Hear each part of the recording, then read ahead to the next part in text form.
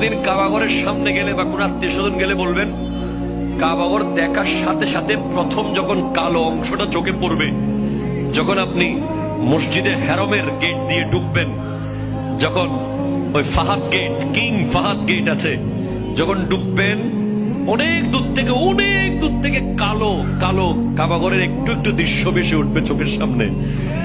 তখন দোয়াটা করবেন, কি দোয়া করবেন কয়টা? যখন কয়টা?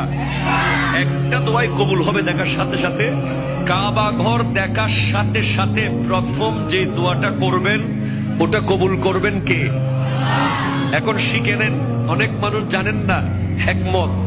আপনি একটা দোয়া করবেন, একটাই শেষ, একটা সুযোগ পাবেন আপনি, কিন্তু আপনি এমন এক দোয়া করবেন যেন যতদিন ওখানে থাকেন প্রত্যেক দোয়া কবুল হয়ে যায়।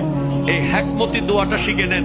আপনি বলবেন, আল্লাহ আমি 10, 12, 15 যতদিন এখানে থাকবো যতগুলো দোয়া করব সব কবুল করে নিয়েন। দোয়া করছেন কয়টা? পাবেন কয়টা?